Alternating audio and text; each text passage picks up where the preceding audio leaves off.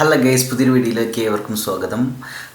ഒരു INFP എന്ന നിലയിൽ ഞാൻ ജീവിതത്തിൽ പഠിച്ചുകൊണ്ടിരിക്കുന്ന കുറച്ച് പാഠങ്ങൾ ആണ് ഈ വീഡിയോയിൽ പങ്കുവെക്കുന്നത്. ആദ്യമായിട്ടാണ് യൂട്യൂബ് ചാനൽ ആണെങ്കിൽ ഒന്ന് സബ്സ്ക്രൈബ് ചെയ്യാം. നിങ്ങളൊരു INFP ആണെങ്കിൽ നിങ്ങളുടെ ജീവിതാനുഭവങ്ങൾ കമൻറ്റ് ചെയ്യാൻ ശ്രമിക്കാം.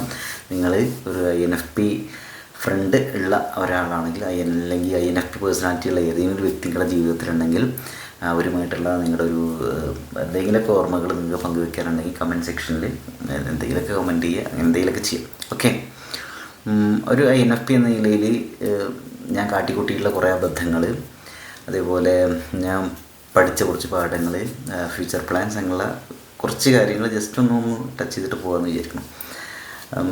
ഒന്നാമത്തെ ചലഞ്ച് INFP എന്ന രീതിയിൽ എൻ്റെ ഒന്നാമത്തെ ചലഞ്ച് എന്താണെന്ന് വെച്ചിട്ടുണ്ടെങ്കിൽ വളരെ പാഷനേറ്റാണ്. അതാണ് വിഷയം.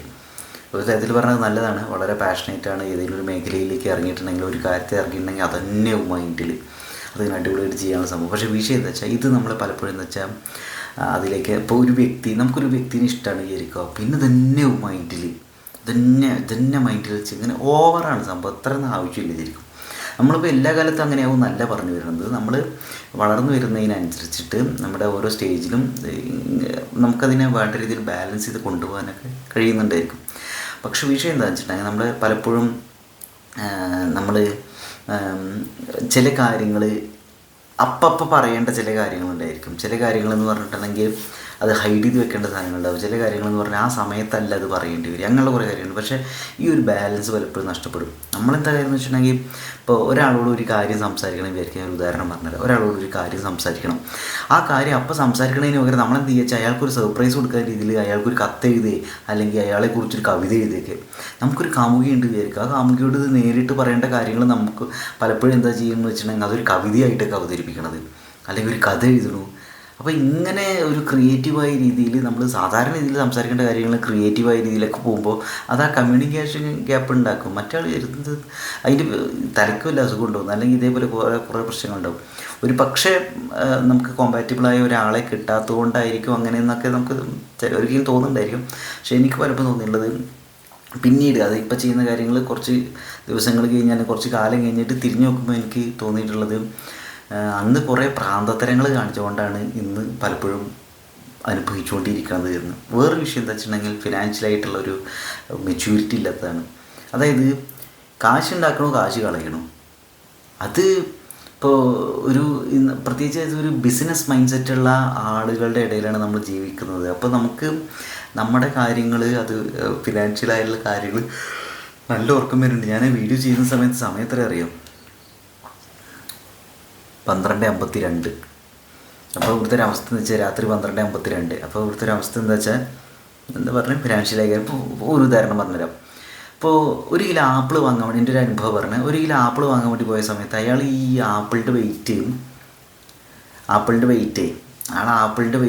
ഇങ്ങനെ നോക്കിയിട്ട് അത് തന്നെ കറക്റ്റ് അയാൾ ഗണ്ണായിട്ട് നോക്കണം. അതിൽ കുറച്ച് വെയിറ്റ് കുറച്ചിട്ടാണ് അയാൾ തൂക്കിയത്. എന്നിട്ട് അത് കവറിൽ കെട്ടിയിരുന്ന സമയത്ത് അയാൾ നോക്കിയിട്ട് ആപ്പിൾ അതിൽ നിന്ന് എടുത്തിട്ട് മാറ്റി വെച്ച്.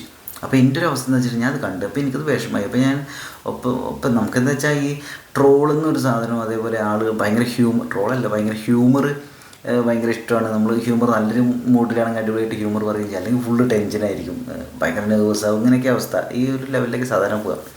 അപ്പോൾ ഞാനെന്ത് ചെയ്തു വെച്ചിട്ടുണ്ടെങ്കിൽ അതിൽ നിന്ന് ഒരു ആപ്പിൾ കൂടി എടുത്തിട്ട് എന്നിട്ടത് വെച്ചോളി എന്ന് പറഞ്ഞിട്ട് കൊടുത്തിട്ട് എന്നിട്ട് അത് ബാക്കി എടുത്തിട്ട് വാങ്ങിച്ചിട്ട് പോയി.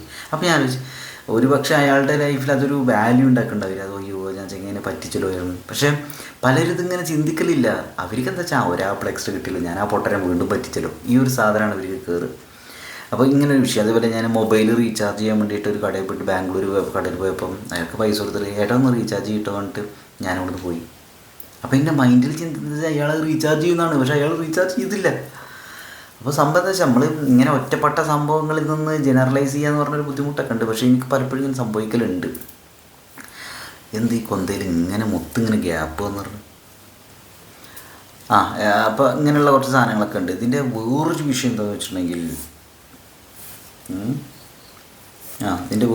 എന്താണെന്ന് വെച്ചിട്ടുണ്ടെങ്കിൽ നമുക്ക് പലപ്പോഴും ഒരു കാര്യം ചെയ്യണമെന്ന് ഭയങ്കര ആഗ്രഹം ഉണ്ടായിരിക്കും. പക്ഷേ ഭീകരമായിട്ട് പ്രൊക്രാസ്റ്റിനേഷൻ എന്ന് വെച്ചാൽ ഇന്നിപ്പോൾ ചെയ്യേണ്ട ഒരു കാര്യം ഇപ്പോൾ ചെയ്യൂല. ഒന്നല്ലെങ്കിൽ പിന്നെ ചെയ്യാമെന്ന് വിചാരിക്കും. ആ സമയത്ത് നമ്മൾ വേറെ തന്നെ ചിന്തിച്ചുകൊണ്ടിരിക്കും. ഇപ്പോൾ കവിത എഴുതി, കഥ എഴുതി, അല്ലെങ്കിൽ ഒരു കാര്യമില്ലാണ്ട് ഒരാളുടെ കാര്യത്തിൽ കയറി ഇടപെട്ടിട്ട് അവരെ ഉഷാറാക്കാൻ വേണ്ടി ശ്രമിക്കുകയൊക്കെ, ഇങ്ങനെ കുറേ കാര്യങ്ങൾ. ഇപ്പോൾ ഉദാഹരണത്തിന് ഒരാളിപ്പോൾ നമ്മൾ സംസാരിക്കുമ്പോൾ ഞാൻ വിചാരിക്കുക എന്താ വെച്ചിട്ടുണ്ടെങ്കിൽ അവർ അത് ഒരുപാട് വിഷമത്തിലിരിക്കണം, അതുകൊണ്ട് നമ്മുടെ സമയമൊക്കെ നമ്മൾ മാറ്റി വെച്ചിട്ട് അവർക്ക് വേണ്ടി സ്പെൻഡ് ചെയ്യണമെന്നൊക്കെ വിചാരിക്കും. ദിവസത്തിൽ പറഞ്ഞാൽ സ്വയം പൊക്കി വിട്ടുന്ന ഒരു പരിപാടി ആയിക്കോട്ടെ ഞാൻ ഇപ്പോൾ പറഞ്ഞുകൊണ്ടിരിക്കണ വർത്താനം. പക്ഷേ ഞാൻ അങ്ങനെ ചിന്തിക്കുന്നുണ്ട്. പക്ഷേ എന്നിട്ട് നമ്മളെന്താ വെച്ചാൽ നമ്മുടെ ബാക്കി എല്ലാ കാര്യങ്ങളും ഒഴിവാക്കിയിട്ട് ഇരിക്കും. ഏറ്റവും ദിവസം നമുക്ക് മനസ്സിലാക്കുക അവർ ചിലപ്പോൾ ടൈം പാസിന് വേണ്ടിയിട്ട് നമ്മളെ വിളിച്ചിട്ടുണ്ടാവുക. അവർ ആ സമയത്ത് ചിലപ്പോൾ അവർ കാമുകനെ കാത്തിരിക്കുക, അല്ലെങ്കിൽ പറഞ്ഞ ഒരു ബെസ്റ്റ് ഫ്രണ്ടിനെ കാത്തിരിക്കുക, അല്ലെങ്കിൽ കാമുകിയെ കാത്തിരിക്കുക, അച്ഛനെ കാത്തിരിക്കുക, അമ്മയെ കാത്തിരിക്കുക. അപ്പോൾ അവരെന്താ വെച്ചാൽ ആ ബോറടി മാറ്റാൻ വേണ്ടിയിട്ട് നമ്മുടെ അടുത്ത് സംസാരിക്കുന്നുണ്ടാവും, നമ്മളെ ഫോൺ വിളിക്കണമൊക്കെ ഉണ്ടാവും. അപ്പോൾ നമ്മുടെ ഇമ്പോർട്ടൻ്റ് പല സാധനം മാറ്റി വെച്ചിട്ടാവും നമ്മൾ ഇനി വർത്തമാനം പറഞ്ഞുകൊണ്ടിരിക്കുന്നുണ്ടാവും. അപ്പോൾ നമ്മുടെ കാര്യങ്ങളൊന്നും നടക്കില്ല. അത് ബോധമില്ലായ്മയാണ്, സ്വയം ബോധമില്ലായ്മ തന്നെ, സ്വയം കൺട്രോൾ ചെയ്യാൻ അറിയില്ല. അതിൻ്റെ പ്രശ്നങ്ങളുണ്ട്. പിന്നെ ഇതിൻ്റെ വേറൊരു വളരെ പ്രധാനപ്പെട്ട ഒരു കാര്യമായിട്ട് എനിക്ക് തോന്നിയിട്ടുള്ളത്, ലോകത്തെ വളരെ ഐഡിയലായിട്ട് കാണുന്നത് എന്ന് വെച്ചാൽ ലോകത്തെ എല്ലാവരും സ്നേഹസമ്പന്നരായിരിക്കും, എല്ലാവരും ആത്മാർത്ഥമുള്ളവരായിരിക്കും, ആരും പരസ്പരം പറ്റിക്കൂല, അങ്ങനെയൊക്കെ.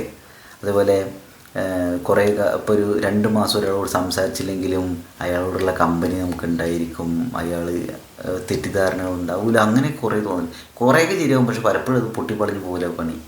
അതായത് നമ്മൾ 2 മാസം മാറുന്ന ആളുകൾ നമ്മളെ മറക്കും. ആളുകളെ വളരെ സിമ്പിളായിട്ട് റീപ്ലേസ് ചെയ്യാൻ സാധിക്കും എന്നത് എനിക്കൊരു ഷോക്കിംഗ് ആയിട്ടുള്ള തിരിച്ചറിവായിരുന്നു.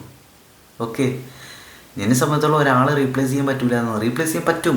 ഒരാൾ തട്ടിപ്പോയാലും ഒരു വിഷയമില്ല. അപ്പോൾ നമ്മൾ തട്ടിപ്പോയാലും ഇവിടെ അപ്പുറത്തുള്ള വേറെ ആൾ തട്ടിപ്പോയാലും വളരെ സിമ്പിളായിട്ട് ആളുകൾ അതിനെ അഡ്ജസ്റ്റ് ചെയ്തിട്ട് പോവും. അപ്പോൾ ഉള്ള സമയത്ത് അപ്പപ്പോൾ പറയേണ്ട കാര്യങ്ങൾ, അപ്പപ്പോൾ ചെയ്യേണ്ട കാര്യങ്ങൾ അപ്പപ്പോൾ ചെയ്തു പോവുക, പറഞ്ഞു പോവുക എന്നുള്ള ഒരു രീതിയിലേക്ക് ഞാനിപ്പോൾ എന്തോ ഒരു അങ്ങനെ ഒരു ആറ്റിറ്റ്യൂഡ് മാറേണ്ടി തോന്നുന്നു. അപ്പോഴും നമ്മൾ ശീലിച്ചതേ പാലിക്കും എന്ന് പറയുന്ന മാതിരി വലിയ മാറ്റമൊന്നും ഇപ്പോൾ വരുന്നില്ല. എന്നാലും നമ്മൾ മൈൻഡിൽ ഈ ഒരു കൺഫ്യൂഷനൊക്കെ ഉണ്ട്.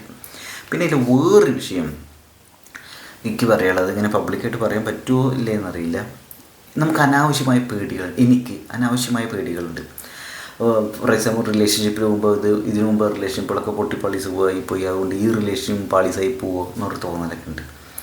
അതേപോലെ ഒരാളോട് സംസാരിക്കുമ്പോൾ ഞാൻ പൊതുവേ മുമ്പ് ചെയ്തിരുന്ന സാധനം വെച്ചാൽ, ഇപ്പോൾ ഒരു റിലേഷൻഷിപ്പ് ആദ്യം നമ്മൾ വിചാരിക്കണം എന്താ വെച്ചിട്ടുണ്ടെങ്കിൽ ഇയാൾ ഒരിക്കലും നമ്മളെ വിട്ടുപോകില്ല, നമ്മുടെ നല്ലൊരു സുഹൃത്തായിരിക്കും, എല്ലാ കാലത്തും അടിപൊളിയായിട്ട് നമുക്ക് പോകാൻ സാധിക്കും, എന്ത് പ്രശ്നമുണ്ടെങ്കിലും എന്ത് ചലഞ്ചുകളുണ്ടെങ്കിലും ഒരുമിച്ച് ചെയ്യും, പരസ്പരം സപ്പോർട്ട് ചെയ്യുന്ന. പക്ഷേ എനിക്കൊന്ന് മനസ്സിലായത് ഇന്നത്തെ ഒരു ഡേറ്റിങ്ങിൻ്റെയൊക്കെ കൾച്ചറിൻ്റെയൊക്കെ ഒരു അവസ്ഥ എന്ന് വെച്ചാൽ ആളുകൾ പലതൊരു ഫണ്ണായിട്ട് എടുക്കണത്. അവർക്കിത് അതിനപ്പുറത്തേക്കുള്ള കമ്മിറ്റ്മെൻറ്റ് ആത്മാർത്ഥമൊന്നുമില്ല. ഇതിനൊക്കെ ബെറ്ററായി ഒരാളെ കിട്ടി അവർ പോകും.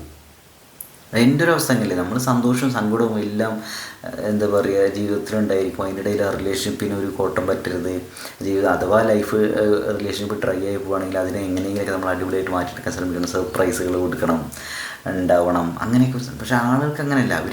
അവർക്ക് ബെറ്റർ ആയിട്ടുള്ളൊരു സാധനം തോന്നുകയാണെങ്കിൽ ഒറ്റ ചാടിപ്പോക്കുക. അത് മോശം എന്ന് പറയാൻ പറ്റില്ല. ചാടിപ്പോകാന്നല്ല ഞാൻ ഉദ്ദേശിച്ചത്, ആളെ റീപ്ലേസ് ചെയ്യുക അല്ലെങ്കിൽ ബെറ്ററായ ഒരാളെ ഓപ്റ്റ് ചെയ്യുന്നൊക്കെ സാധനമാണ്. അപ്പോൾ ഇങ്ങനെയൊക്കെ വിഷയം. പിന്നെ വേറെ സംബന്ധിച്ചാൽ ഒരാൾ നമ്മളെ പറ്റിച്ചു പോകുന്നു തോന്നലുണ്ടെങ്കിലും എന്നാലും അതെ ആ ഗട്ട് ഫീലിങ്ങിനെ വിശ്വസിക്കില്ല. അതായത് ഇപ്പോൾ ഒരാളോട് സംസാരിക്കുമ്പോൾ മനസ്സിലാവും ആൾ പക്ക ഫേക്കാണെന്നൊക്കെ മനസ്സിലാവും, ആളുടെ കാര്യം നടക്കാൻ നമ്മളോട് സംസാരിക്കണമൊക്കെ ഉണ്ടാവുക. നമുക്ക് ഈ റിയലൈസേഷൻ ഉണ്ടായിട്ടുണ്ടെങ്കിൽ എന്ത് ചെയ്യും, അയ്യോ എന്നാലും അങ്ങനല്ല, ആൾ പാവല്ലേ, ജീവിതത്തിലെ ആളുകൾ പല സാഹചര്യങ്ങളിലൂടെയും പോകുന്നുണ്ടായിരിക്കും, ഇപ്പോൾ ഒരു മോശം അവസ്ഥയാവുണ്ട് അങ്ങനെയെന്നൊക്കെ പറഞ്ഞിട്ട് സ്വയം നമ്മൾ അവർക്ക് വേണ്ടി ന്യായീകരിച്ചുകൊണ്ടിരിക്കും. എന്നിട്ട് അവർ അവസാനം എഴുത്തിൻ്റെ പടി എന്ന് ഒറ്റ പോക്കാണ്ട് പോകും. ഇങ്ങനെയൊക്കെ വിഷയങ്ങൾ. പിന്നെ വേറൊരു കാര്യം എന്ന് വെച്ചാൽ ഓവർ ഷെയറിങ് ഭീകരമാണ്. ഈ പറയേണ്ട കാര്യങ്ങൾ അതിലേക്ക് കൂടുതൽ സാധനങ്ങൾ ഇങ്ങനെ പറഞ്ഞിട്ട് ഏറ്റവും അവസാനം നല്ല പാരട്ട്. അതായത് അവർ നമ്മൾ അണ്ടർ എസ്റ്റിമേറ്റ് ചെയ്യുന്നു മാത്രമല്ല, അവർ നമ്മളെ പറ്റിക്കും, അവർ നമ്മളെ ഹുക്ക് ചെയ്യും, ചൂണ്ടയിൽ കുക്കി ഇട്ടിട്ട് ഇങ്ങനെ വിളിച്ച പോലെ നമ്മളേക്കും. അതേപോലെ തന്നെ ഈ സാധനങ്ങളും അവരപ്പുറത്ത് പോയിട്ട് വേറെ രീതിയിലാവും പറയുന്നുണ്ടായിരിക്കാം. അതുപോലെ നമ്മളിവിടെ സീരിയസ് ആയിട്ട് അവരിങ്ങനെ അതെ അങ്ങനെയല്ലേ എന്നൊക്കെ കേട്ടിട്ട് ഇപ്പുറത്ത് പോയിട്ട് ആ പൊട്ടനത് അങ്ങനെ പറയുന്നത് പറഞ്ഞിട്ട് ഇവിടെ കളിയൊക്കെ ഉണ്ടായിരിക്കും. അല്ലെ പലതരത്തിൽ ഇങ്ങനെയൊക്കെ വിഷയങ്ങളുണ്ട്. എൻ്റെ സത്യാന്വേഷണ പരീക്ഷണതകൾ ഇങ്ങനെയൊക്കെയാണ്. ഒരു INFP ആണ് നിങ്ങളെങ്കിൽ നിങ്ങളുടെ ഇങ്ങനെയുള്ള എന്തെങ്കിലും കാര്യങ്ങളൊക്കെ ഷെയർ ചെയ്യാൻ പറ്റിയെങ്കിൽ ഒന്ന് കമൻറ്റ് ചെയ്യാം. നിങ്ങളുടെ ജീവിതത്തിൽ INFP ഉണ്ടെങ്കിൽ ആ INFP എങ്ങനെയാണ്, എന്നെപ്പോലെ പൊട്ടരാണോ അല്ലേ, എന്താണ് സംഭവം എന്നൊക്കെ പറയാം. അപ്പോൾ എനിക്ക് വളരാനുള്ള മെച്യൂരിറ്റി കുറച്ചുകൂടി ഉണ്ടാവാനുള്ള ബോധം വെക്കാനുള്ള എന്തെങ്കിലുമൊക്കെ ടിപ്സ് നിങ്ങൾക്ക് തോന്നുകയാണെങ്കിൽ ഒന്ന് കമൻറ്റ് ചെയ്യുക. അപ്പോൾ അത്രയേ ഉള്ളൂ. പറ്റുകയാണെങ്കിൽ യൂട്യൂബ് ചാനൽ സബ്സ്ക്രൈബ് ചെയ്യുക. അപ്പോൾ എന്നെപ്പോലെ വളർന്നു വരുന്ന യൂട്യൂബർ എന്തെങ്കിലുമൊക്കെ ഞാൻ എപ്പോഴെങ്കിലൊക്കെ വീഡിയോ പോസ്റ്റ് ചെയ്യാനുള്ളത് എനിക്ക് 2-3 യൂട്യൂബ് ചാനലുകളുണ്ട്. ഓരോന്നിന് തോന്നുമ്പോൾ ഓരോ വീഡിയോസൊക്കെ ഇടും. അപ്പോൾ എന്താ യൂട്യൂബ് ചാനലൊന്ന് ക്ലിക്കാക്കി എടുക്കണം എന്നൊക്കെ വിചാരിക്കുന്നുണ്ട്. ഞാൻ പൊതുവേ എൻ്റെ ലൈഫിൽ ഞാൻ ഉപയോഗിച്ച കാര്യങ്ങളായിരിക്കും ഇവിടെ ഷെയർ ചെയ്യുന്നുണ്ടായിരിക്കാം. അപ്പോൾ താല്പര്യമുള്ളവർ കൂടെ കൂടുക.